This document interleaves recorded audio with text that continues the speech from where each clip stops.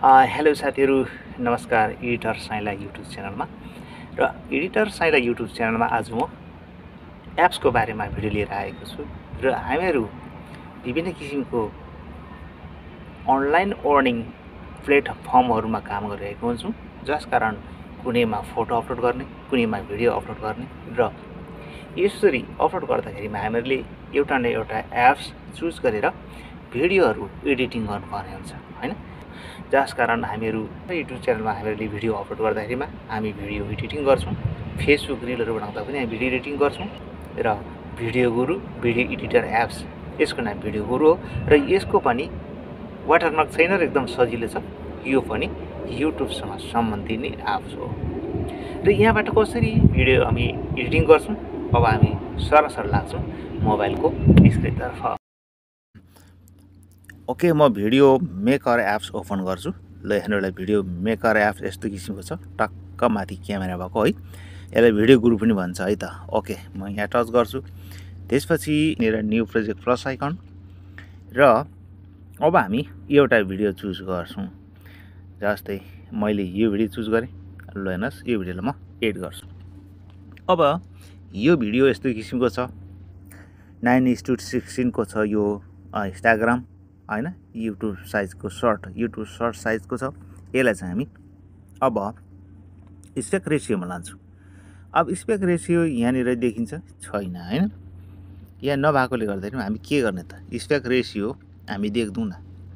त्यही भएर हामी स्पेक रेसियो कसरी चुज गर्ने भनेदेखि भिडियो मेकरमा चाहिँ बिजीमा जाने। यहाँ यो बिजीमा गइसकेपछि यहाँनिर स्पेक रेसियो हामी देख्न सक्छौँ। टिकटकको छ, अनि यहाँनिर फेसबुक इन्स्टाग्रामको हैन, यहाँनिर धेरै किसिमको साइजहरू छ। हामी टक्क युट्युब साइजमा चाहिँ टच गर्छौँ। ल हेर्नुहोस्, यो यस्तो किसिमको हो। अब यो सानो किसिमको छ। ल हेर्नुहोस्, म प्ले गर्छु।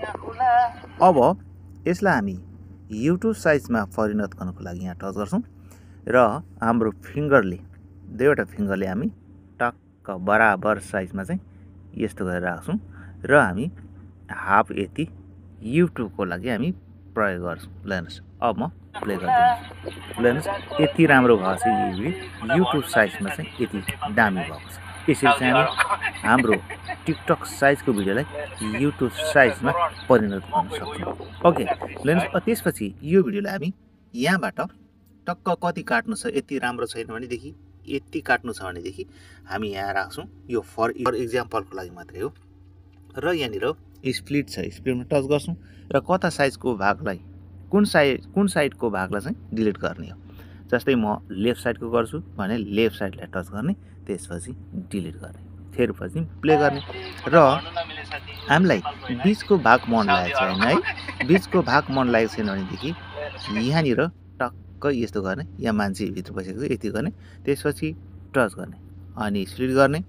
फेरि पनि कहाँसम्म अलिक हामीलाई मन परेको छैन, यहाँसम्म मन परेको छैन भने यहाँ फेरि पनि यहाँनिर स्टप गर्छौँ र स्प्लिट गर्छौँ। त्यसपछि हामी बिचको भाग डिलिट गर्नु छ भने बिचको भागलाई टच गर्छौँ र हामी यसरी डिलिट गर्छौँ।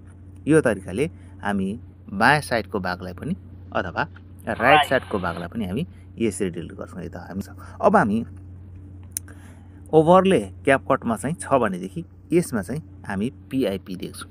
यहाँ पिआइपी छ, हामी पिआइपीमा टच गर्छौँ। पिआइपीमा टच गरेपछि हामी फोटो अथवा भिडियोहरू लिन सक्छौँ। ओके, मैले एउटा फोटो लिएँ फर इक्जाम्पलको लागि र म एउटा फोटो ल्याउँछु। ल हेर्नुहोस्, यो फोटो म राख्छु।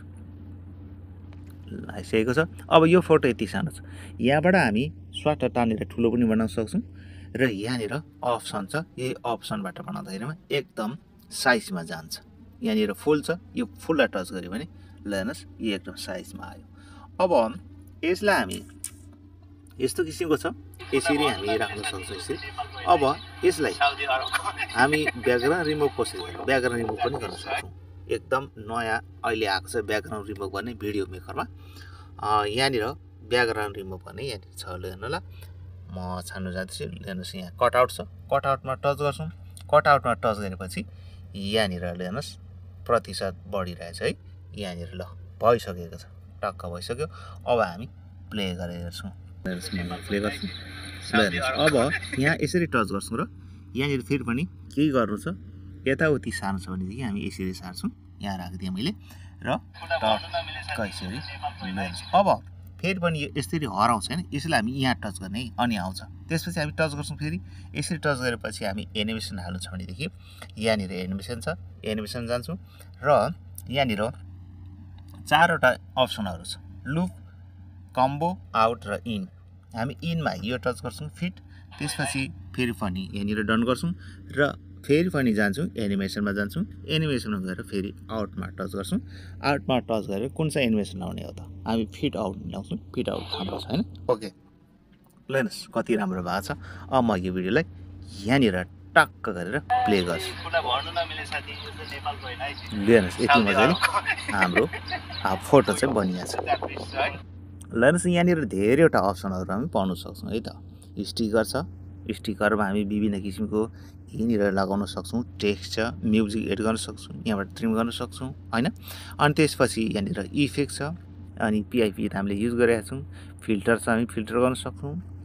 अनि यहाँनिर छ, यहाँनिर विभिन्न किसिमको याजदी छ, अनि यहाँनिर सिसी छ, यसलाई हामी क्याप्सन लगाउन सक्छौँ। भिडियोमा हामीले जुन बोलेको छौँ त्यो चाहिँ यहाँनिर कन्भर्ट गर्छ, क्याप्सन लगाउन सक्छौँ। अनि स्पिड छ, बिजी छ, क्रप गर्न सक्छौँ। अनि त्यहाँदेखि यहाँनिर कति राम्रो राम्रो छ, भोइस रेकर्ड गर्न सक्छौँ, यसलाई भोल्युम बढाउन सक्छौँ, रोटेट गर्न सक्छौँ, अनि फ्लिप गर्न सक्छौँ यताउति। आफ्नो जुन चाहिँ यता फर्केको छ यो यसलाई यता फर्काउन सक्छौँ। जस्तै म फ्लिप गर्छु, हेर्नुहोस् यता फर्क्यो। अब यो फेरि पनि यता गऱ्यो भने यता फर्किन्छ। यसरी चाहिँ हामी फ्लिप गर्न सक्छौँ। ओके, भिडियो कस्तो लाग्यो? यदि राम्रो लागेमा लाइक पनि गरिदिनु होला, सब्सक्राइब पनि गरिदिनु होला। तपाईँहरूको एक सब्सक्राइब एक लाइकको प्रतीक्षामा छु है त साथीहरू। हस् त, नमस्कार, फेरि अर्को भिडियो भेटौँला।